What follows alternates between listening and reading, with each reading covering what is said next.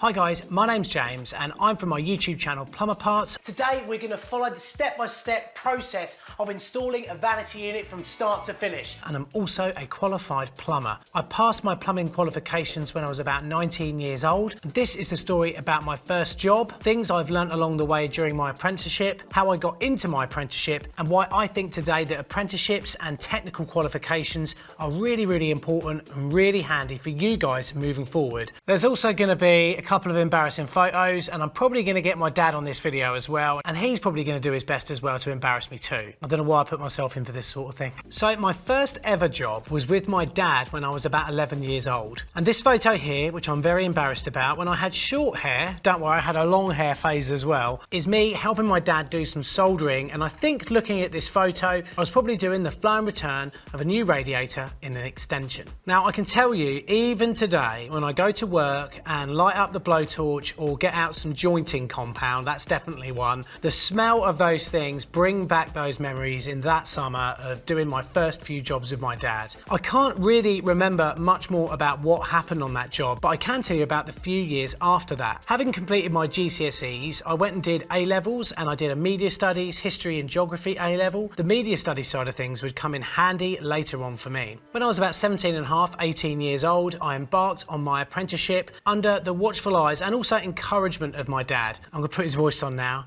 He said, look James, go and do your apprenticeship, get yourself a trade. He said, and you'll always have that to go back onto.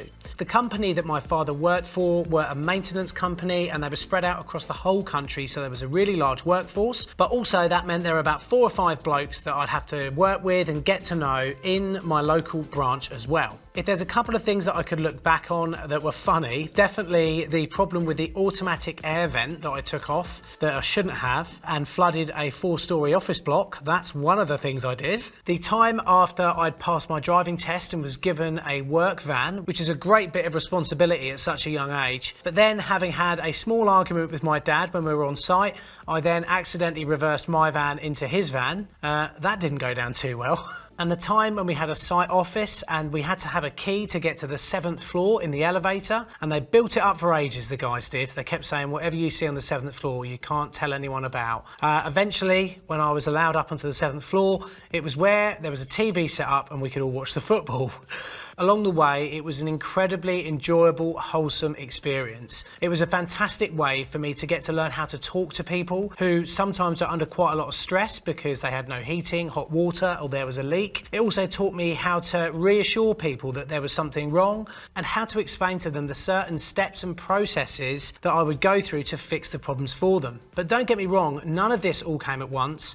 My apprenticeship was over 4 years long, and it does take the riding the waves of highs and lows through your apprenticeship to get to that level of experience and knowledge. But every day is worth it. And if I was going to give my young apprentice self all those years ago on their first day at work one little piece of advice, it would be to stick at it. There will be days where it's difficult, but they are far outweighed by the brilliant days that you have and all the things that you learn and all the friends that you make as well. One of the most rewarding aspects about working in a trade is the amount of people you will meet doing it. You're often not just in one office, you're often in a van or a car or a vehicle, going around seeing loads of people out on site and getting to know how to interact with adults in the work site and also gain their respect. After 2 years, I'd done all my refrigerant qualifications so I could work on split AC units and also VRV systems, which for you and me are the big fans that keep you cool or the big fans that keep you warm, depending on what you want. I remember one time I was called out to a bank in a little town called Downham Market and fixed their air conditioning system so all their employees could work in comfort.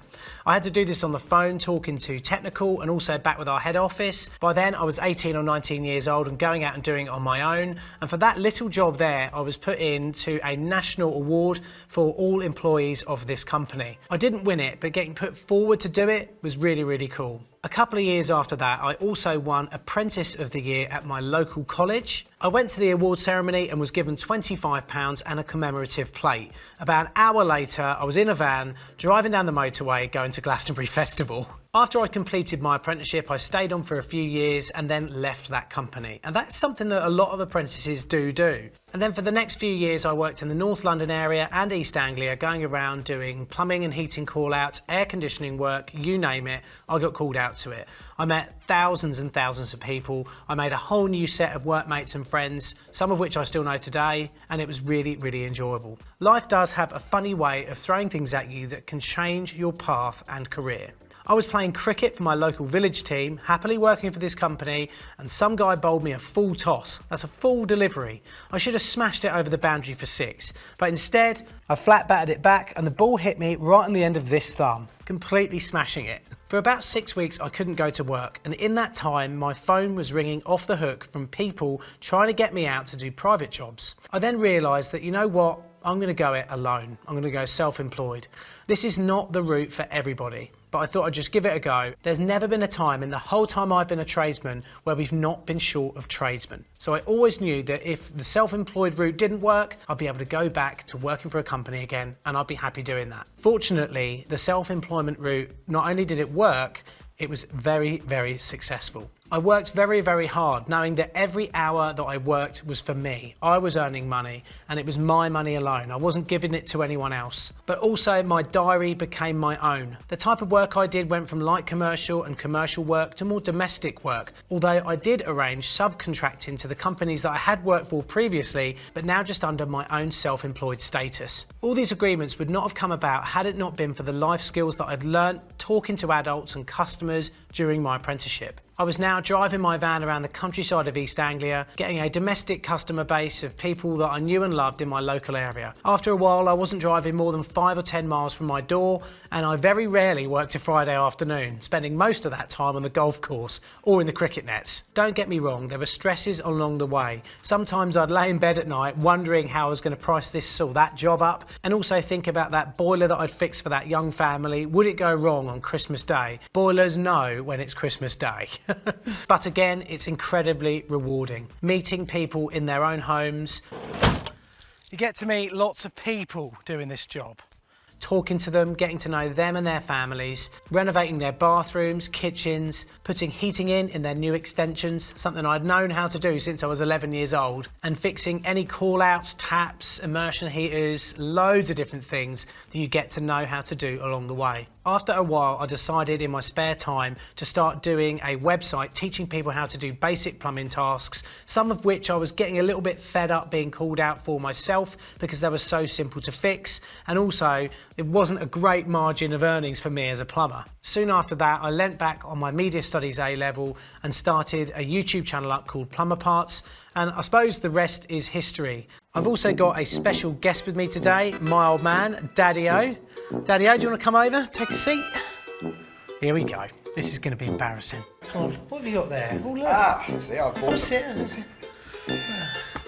Look at the lens, not Oh yes, this plate was presented to you back in the day when you were at Cambridge Regional College for achievement. Festival of Achievement, Cambridge Regional College. Did you think I was going to win it, Dad?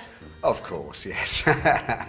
Everybody's very proud, and the company director came along as well, the company we were actually working for at the time, and it was quite a big day in the company, so that was a good achievement. And I should put that up somewhere in the studio, actually. Yeah. Somewhere up there, the whole time, and light it. Put my face in the middle of it. Yeah. So, Dad, you did an apprenticeship as well, didn't you?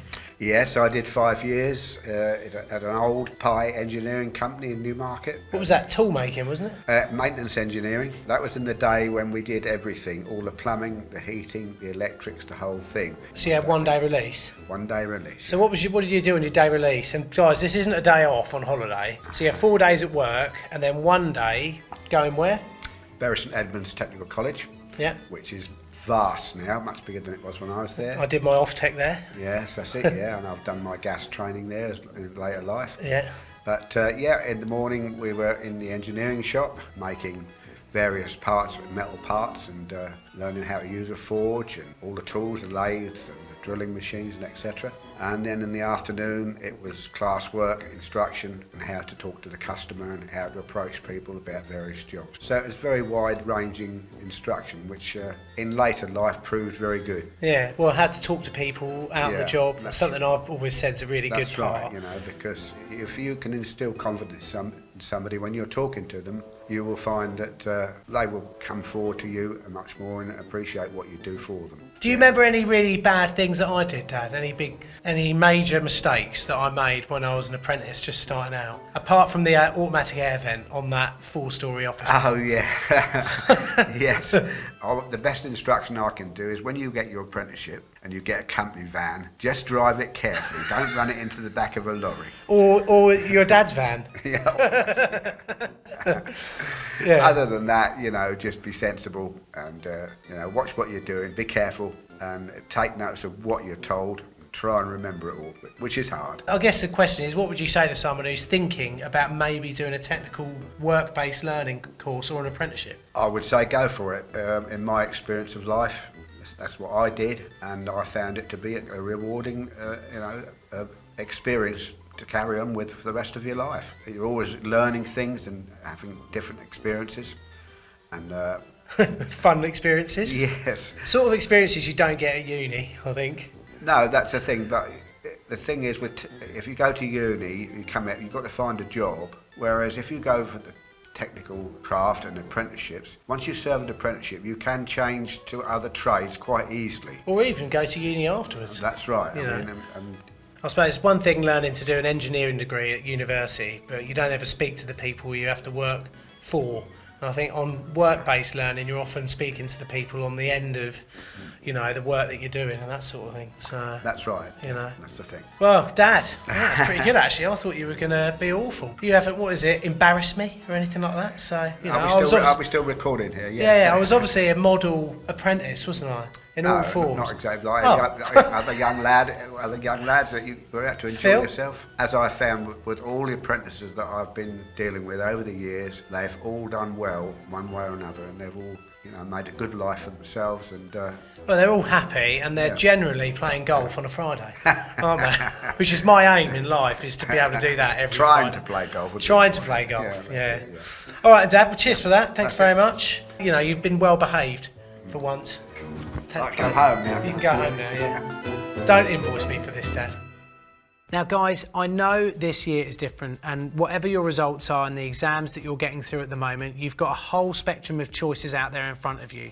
But please do consider a choice in technical training. I didn't know when I started my apprenticeship all those years ago that my job now would be running a YouTube channel telling people how to do plumbing and traveling the world doing that. Now more than ever, employers value the knowledge that you can get from technical and work-based training very, very highly. Thousands of employers are offering high quality work-based training for you to rise to the top right now. And this is hands-on experience getting you where you want to go fast. You'll meet loads of different people with different opinions. You'll learn along the way how to be a rounded, even-headed, level individual, but you'll also come out of it with an amazing amount of knowledge, which you'll lean back on for the rest of your life. So check it out. Good luck with your exams. Have a great summer and good luck. Thanks for watching.